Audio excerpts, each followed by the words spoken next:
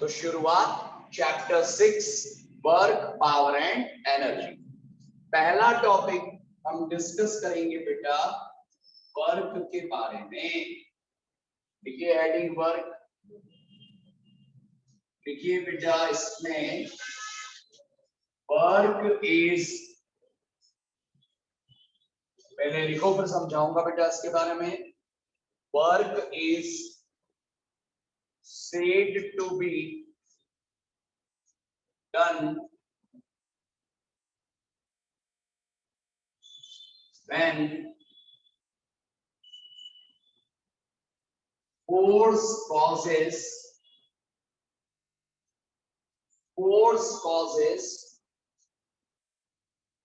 displacement of body. Force causes displacement of body. लिख लो फिर आगे बात करेंगे।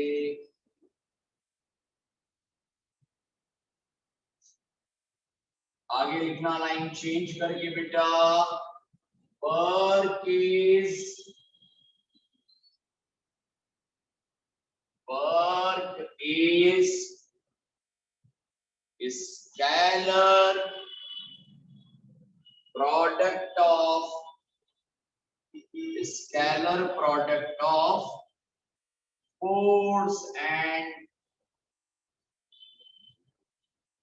scalar product of force and displacement. Scalar product of force and displacement. और अगली लाइन में लिखना W equals to F vector dot S vector। अगली लाइन में लिखेंगे बेटा F S cos थीटा, और आगे लिखिएगा work is a scalar quantity. Work is a scalar quantity. बेटा अब ध्यान से समझेंगे स्केलर क्यों है और सबसे पहले तो वर्क क्या है।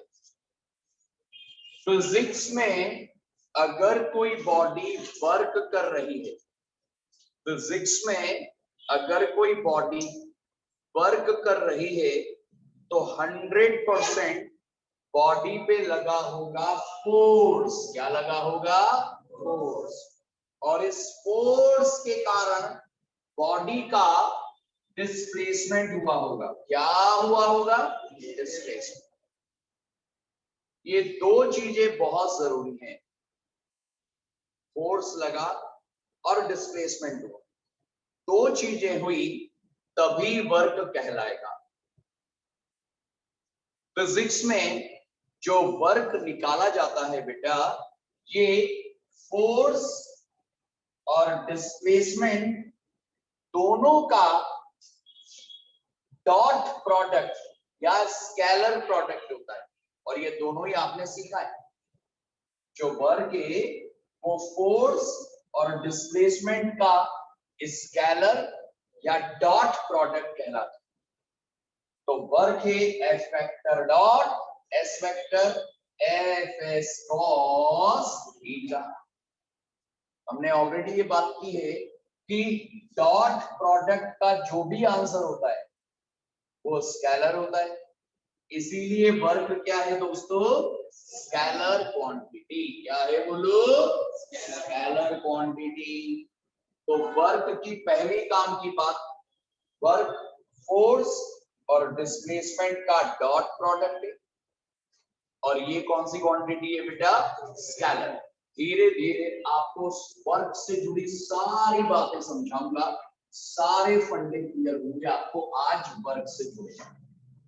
आगे लिखना बेटा,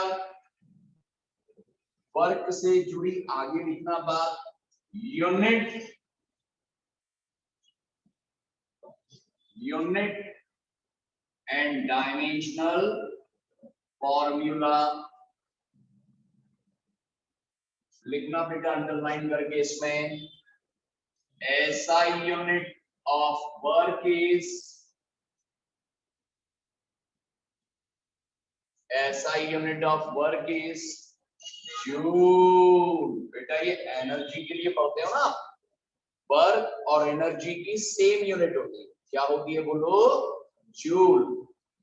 and CGS unit is, CGS unit क्या होती है बेटा, अर्ग। क्या होती है बोलिए, अर्ग। और रिलेशन याद रखना बेटा, ऑब्जेक्टिव में आ सकता है, 1 जूल इज बेटा 1 joule is 10 to the power 7. 1 joule is 10 to the power 7.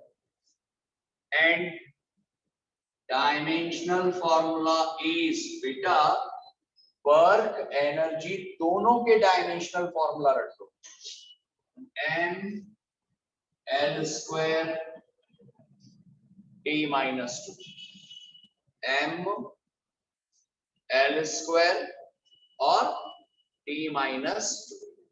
ये डायमेंशनल फॉर्मूला किसका है बेटा, एनर्जी। किसका बोलिए, सत्य। वर्क और एनर्जी दोनों का कॉमन डायमेंशनल फॉर्मूला। अब बेटा हम लिखेंगे और समझेंगे types of work.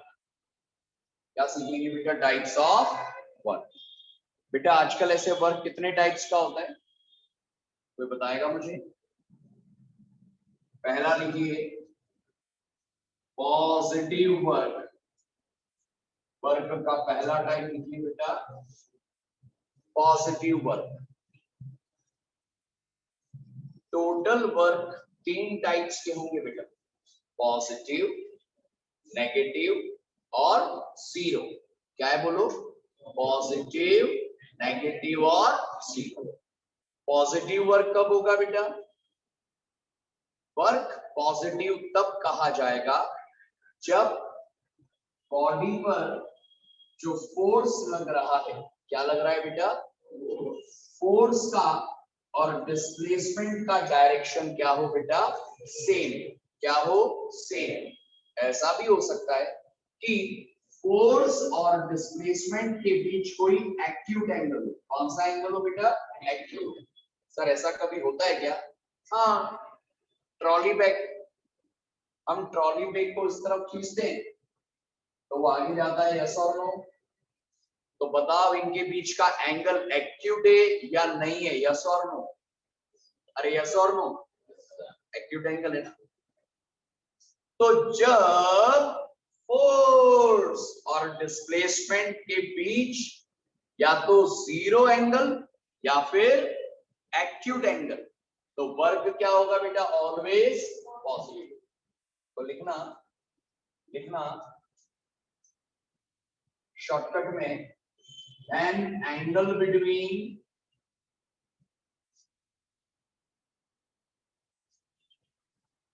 force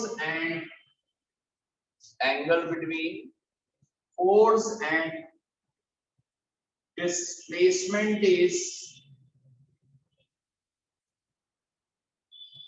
0 degree और acute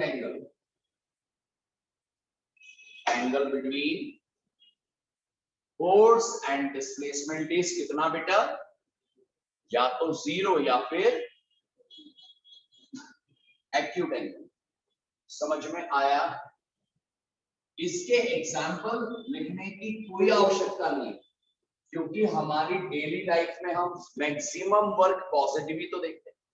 भाई बॉडी पे जहां फोर्स लगाओगे वो उधर ही जाएगी ना, तो वर्क डन कैसा होगा बेटा, पॉजिटिव। कैसा बोलो। दूसरा टाइप होता है बेटा negative work.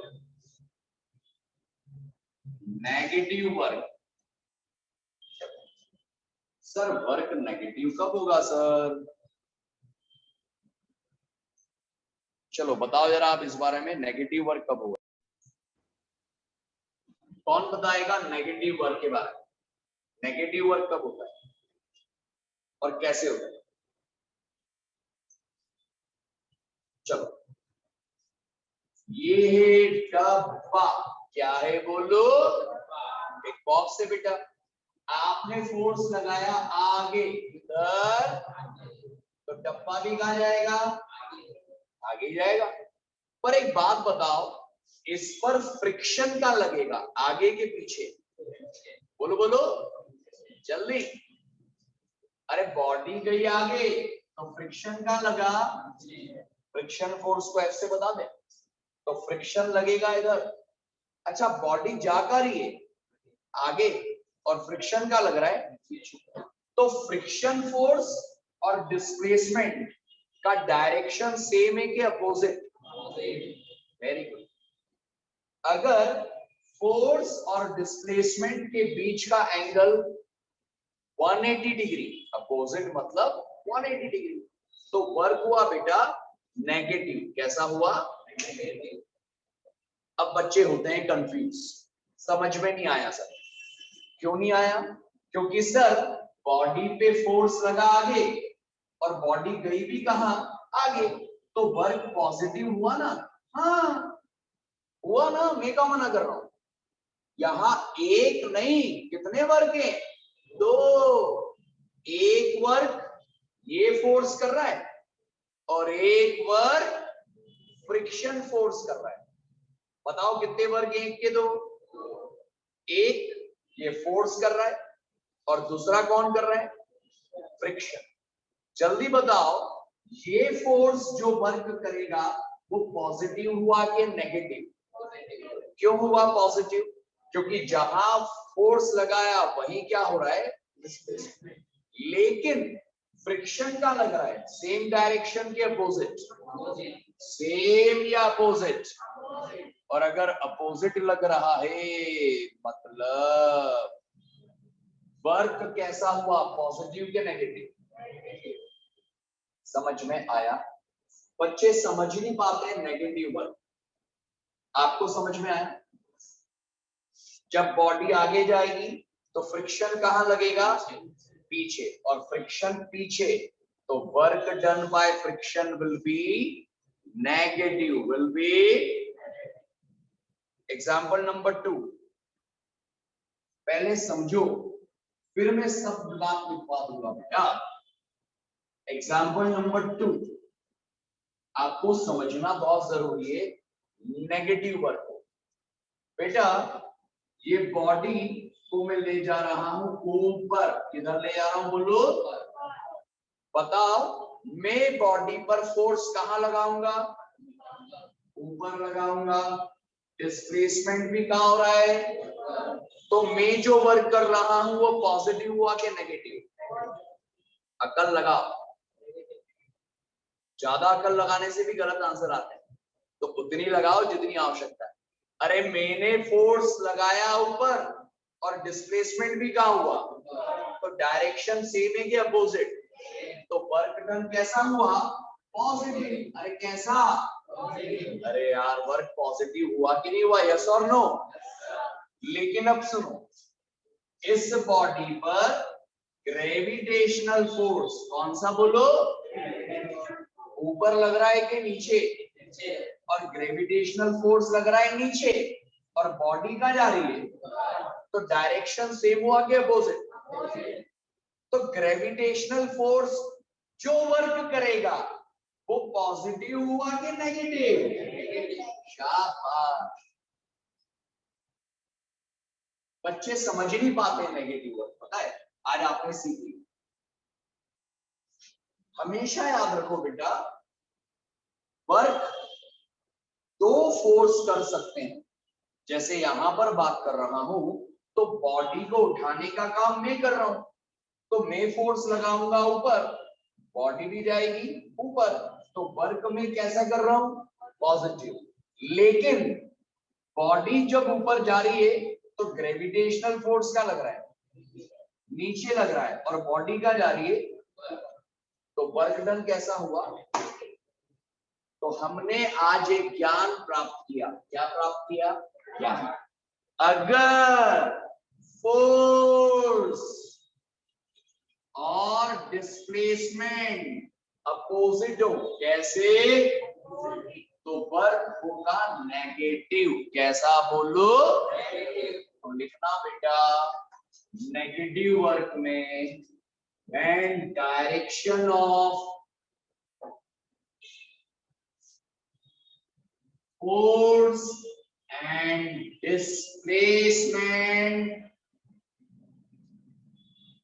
direction of force and displacement is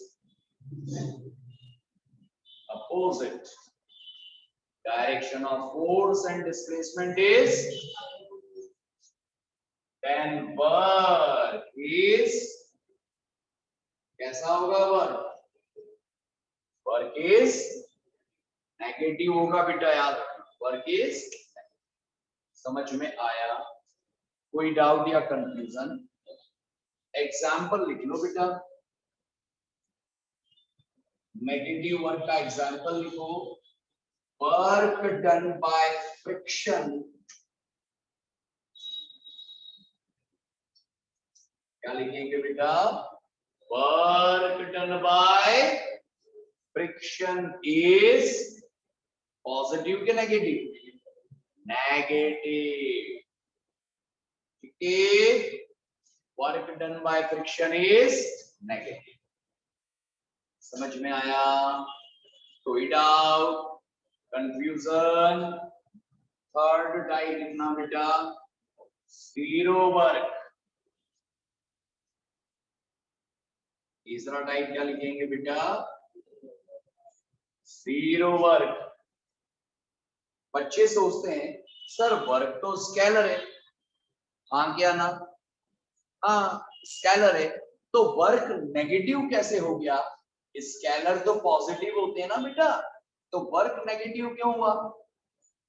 बेटा ये कंफ्यूज ना हो आप, सुनो ध्यान से।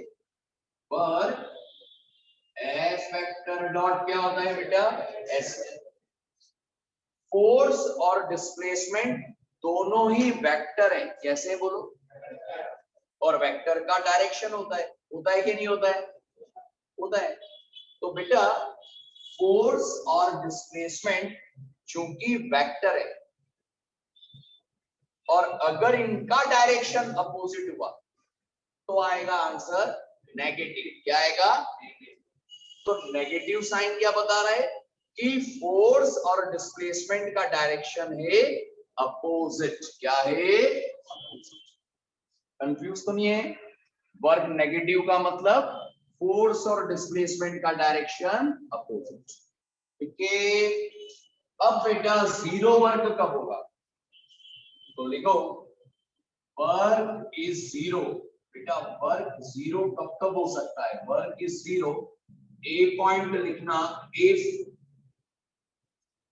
ए पॉइंट लिखना इफ। कब होगा पता है? F equal to zero. बताओ बेटा, अगर आप बॉडी पे फोर्स ही ना लगाओ, क्या ना लगाओ, तो क्या वर्क होगा? नहीं होगा ना। अरे बॉडी पर फोर्स ही ना लगाए तो वर्क क्या होगा? पक्का? बी इफ डिस्प्लेसमेंट कितना हो जाए? जीरो। मतलब आप फोर्स तो लगा रहे हो पर डिस्प्लेसमेंट नहीं हो रहा है। सर ऐसा कभी होता है क्या? हाँ एग्जाम्पल बताऊं? हाँ सर बता दो। बेटा दीवार को धक्का लगाओ। किसको धक्का लगाओ? दीवार। ट्रक को धक्का लगाओ। तो आप फोर्स तो लगाओगे पर क्या वो हिलेगी? नहीं हिलेगा, मतलब डिस्प्लेसमेंट जीरो। और डिस्प्लेसमेंट जीरो तो वर्क भी सी। If theta equals to 90 degree. Example लिखो इसका, एग्जाम्पल लिखो इसका। इन a circular motion,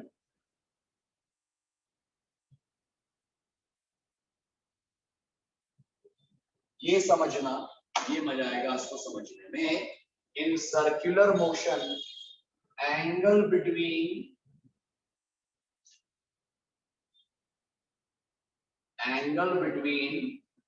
force and displacement is 90.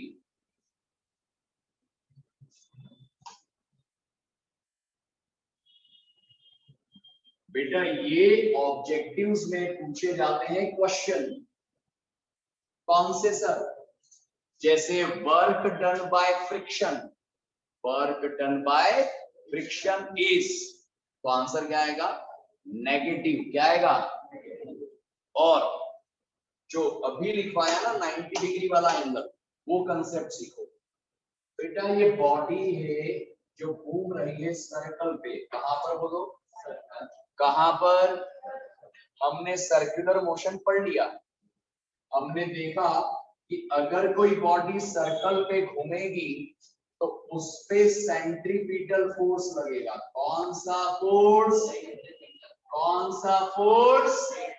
Centripetal, जो लगता है सेंटर की तरफ। किस तरफ? और अगर बॉडी सर्कल पे घूम रही है तो किसी भी पॉइंट पर डिस्प्लेसमेंट, क्या बोला मैं? डिस्प्लेसमेंट और फोर्स के बीच का एंगल होगा 90 डिग्री। कितने डिग्री? कैसे? फोर्स लगेगा सेंटर की तरफ और डिस्प्लेसमेंट टेंजेंट से बताते हैं। किससे? यहां भी बना दूं टेंजेंट, यहां भी बना दूं टेंजेंट, तो ये सब डिस्प्लेसमेंट ऐसे बताते हैं डिस्प्लेसमेंट। तो एंगल कितने डिग्री है इनके बीच? इसीलिए जब वर्क लिखूंगा बेटा, फॉर्मूला क्या था वर्क का? F vector dot F S cos. याद है ना, डॉट प्रोडक्ट में कॉस आता है, तो एफ एस कॉस 90 क्यों? क्योंकि एंगल अगर 90 हो तो वर्क डन कितना आ जाएगा? 0। कॉस 90 क्या होता है बेटा? 0। तो वर्क भी आएगा 0। तो ऑब्जेक्टिव में पूछते हैं कि अगर कोई बॉडी सर्कल पे घूमे, केस में सर्कल में घूमे, तो work done by centripetal force, तो क्या आएगा? लिख लो बेटा इसको, लिख लो बेटा इसको।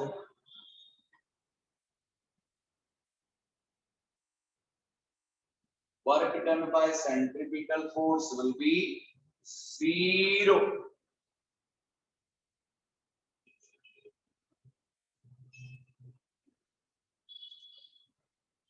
तो बेटा आपको वेक्टर के टाइप समझना जरूरी है, वेक्टर के टाइप समझना जरूरी है।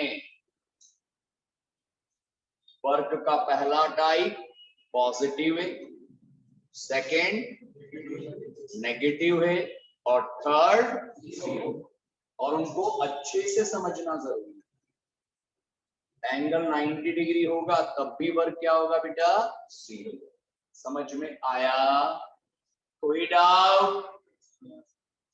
Very nice. अब बेटा सीधे आगे बढ़ते हैं, हम बात करेंगे वर्क से जुड़े सारे न्यूमेरिकल्स, सारे वैरायटी के न्यूमेरिकल्स करेंगे। चलो शुरू करते हैं बेटा। क्वेश्चन लिखिए first, calculate work if force 20 Newton, force 20 Newton causes displacement 5 meter at an angle 60 degree with force at an angle 60 degree with force। Question को 2 बार पढ़ेंगे आराम से, इत्मीनान से, अच्छे से। क्वेश्चन को पढ़ेंगे 2 बार और लिखेंगे given fast.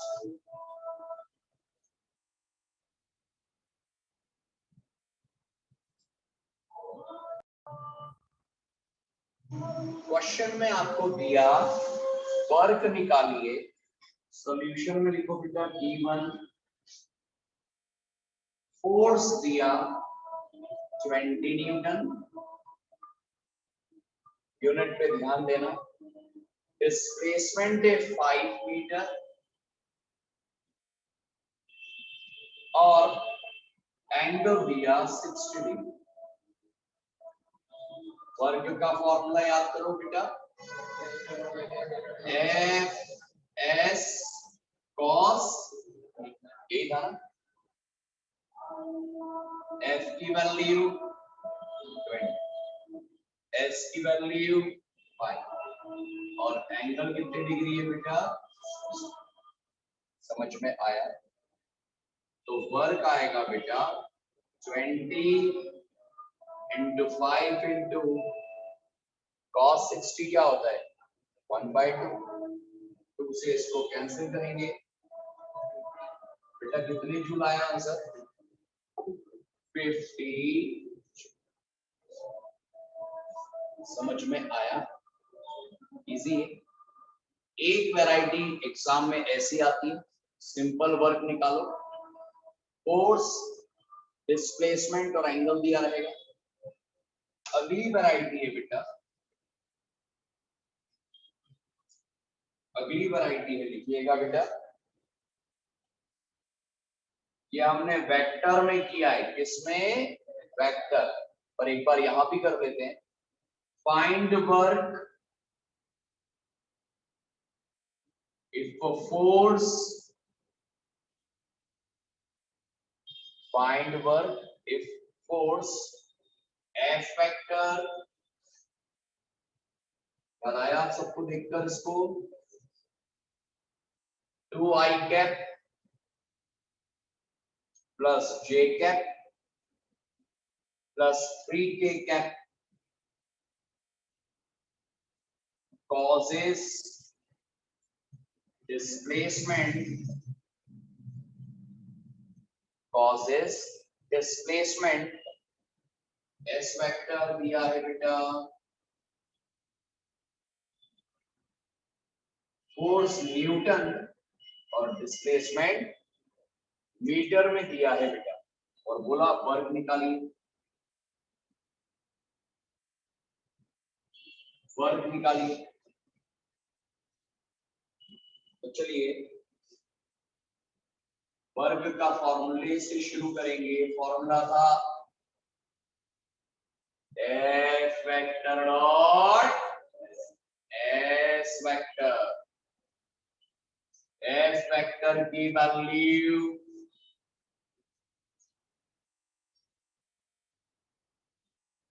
Dot S vector की वैल्यू, और चूंकि डॉट प्रोडक्ट है जो सीख चुके हैं, इसमें आई कैप का मल्टीप्लाई आई कैप वाले नंबर में, तो आई कैप के साथ 2 और वहां 1, 2 का 1 में।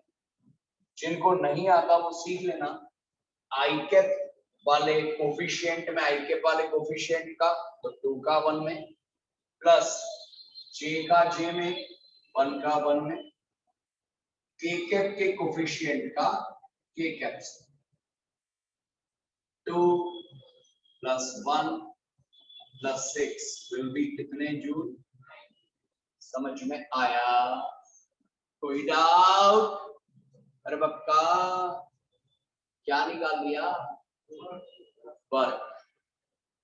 तो एक वैरायटी वर्क के लिए ये वाली बता दी बेटा मैंने। अब अगली वैरायटी सीखना, क्वेश्चन लिखना, सारी अलग अलग वैरायटियां सब आना चाहिए जरूर। आप calculate work if a body of mass, if a body of mass 250 gram is raised up to height, raised up to height 10 meter. Calculate work if body of mass this is raised up to height 10 meter. Bracket में दिया है gravity कितना, full stop करके लिखना, also find work done bye gravity, also find work done by gravity, also find work done by gravity. चलो जरा ध्यान से क्वेश्चन को पढ़ना दो, ध्यान से बेटा क्वेश्चन को पढ़िए, पढ़िए आराम से क्वेश्चन को क्या दिया।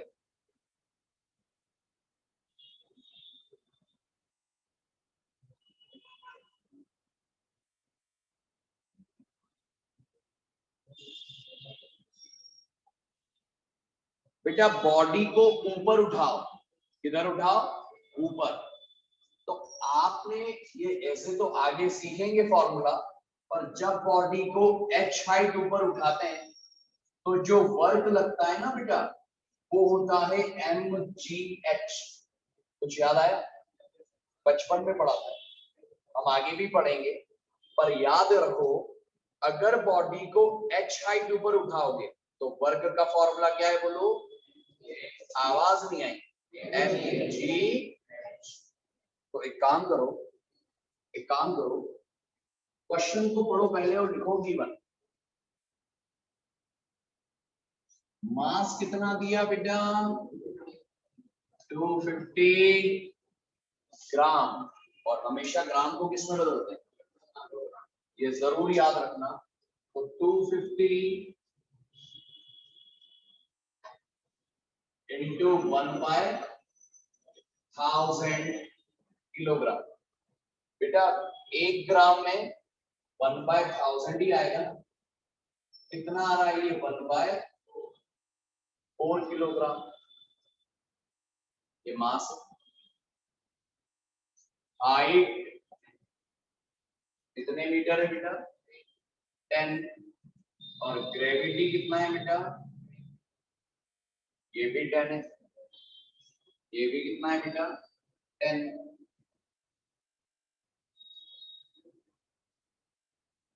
ना